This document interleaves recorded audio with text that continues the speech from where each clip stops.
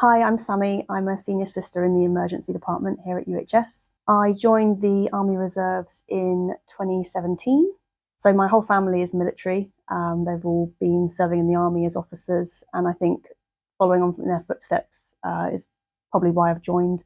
I enjoy the challenge, and I wanted to meet new people and take up all the opportunities that the military gave me as a reservist. Yeah, definitely. My family being in the army, I kind of grew up with military around me, so I was very much used to the way of how a military family was. So I think from that, I had a lot of passion to join myself, especially once I qualified as a nurse. So my first day in the armed forces involved being on my basic training. It was an amazing experience. There was lots of people around me that had similar mind frames, and it was one of those days where I just knew that I'd made the right decision to join the army. Brand new, newly qualified nurse. It was brilliant starting my first job. I started working in theatres. At the time, I wasn't obviously in the military, but starting here was a great kind of moment for me in my personal life to start my first job as a nurse. Again, lots of people around me with similar mind frames and mindsets. And yeah, it really was a great day starting my new career as a newly qualified nurse. When I joined the military reserves, you had to have done 2 years as a nurse already to become an officer, whereas now that's not the case.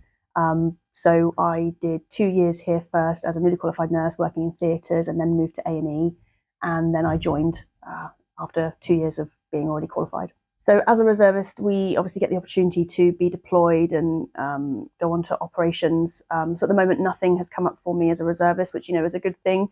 But there are things coming up in the future. So there's always an opportunity to potentially go away abroad on operations. There are a few similarities and differences. So I work in the emergency department here at UHS, and it's very fast paced. And if I were to be deployed, and when I do my training in a role as an ED nursing officer, it's a very similar pace. So there are a lot of similarities. You get a lot of training opportunities in the reserves and in the NHS, which really complement each other. So a lot of time I'm able to use everything I've learned in the reserves or the NHS in the opposite role. So there are a lot of similarities, and both roles really help each other. So I went to university here at Southampton, obviously did my 3 years as a student nurse, and I did a lot of my placements here at UHS and really enjoyed them. I decided to stay in Southampton, and Southampton Hospital being a major trauma centre, it was definitely something that drew me to it, because we've got a lot of specialities here. The team are really skilled, and especially working in the emergency department, we are always on the go. It's a great kind of environment to work in. I feel really supported, and ultimately I've worked here now since 2014, and I've loved every minute of it. It's definitely a job that I enjoy coming to work. I think having that appreciation that people that are serving in the armed forces, they are like anyone else. They could be someone that you work with that you may not even know serves, and ultimately it's just like any other job. But there are times where having appreciation of what we may have been through, especially people that have been deployed, but otherwise, no, I think just having that respect for those people that have served their country, because I know being a regular, obviously I'm a reservist, which is very different, but being a regular in the armed forces is a lot. You are moved around the country quite a lot. You do a lot of traveling, and you do get posted to places that aren't so pleasant. So I guess just having that appreciation that these members of staff, especially working at UHS, that have served or are serving, might be going through a lot alongside their job here at UHS. From personal experience, yes, I think it is. I think a lot of military do work in the emergency department. I know that for sure, because I've worked with a few already that are ED colleagues of mine.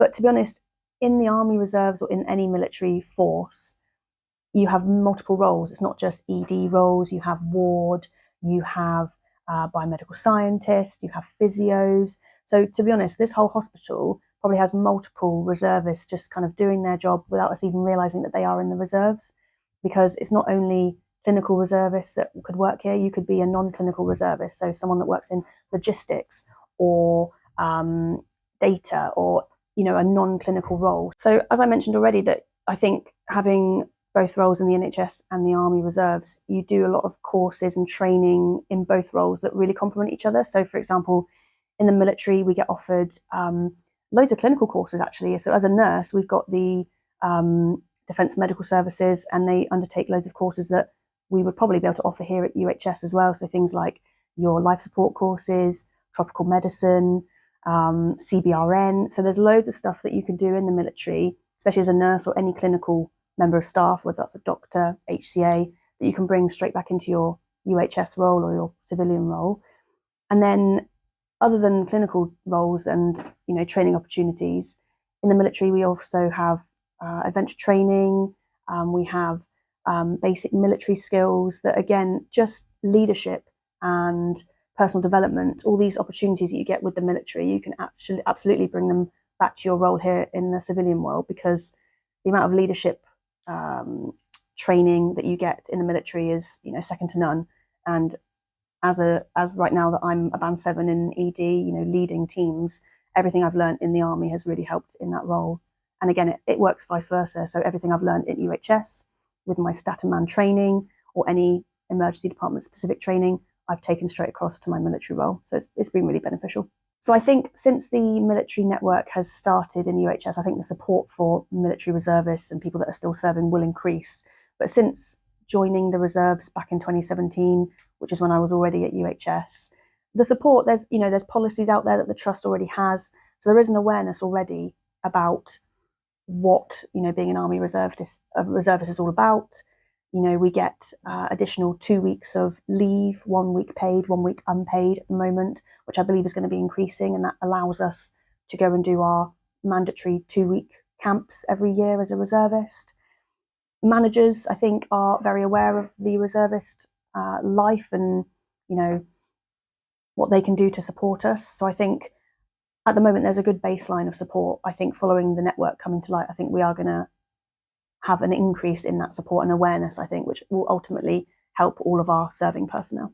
There are a lot of similarities with teams at UHS versus teams in the army or any military force, because at the end of the day, you are always working with a close-knit group of people that are going through the same environment and experience as you.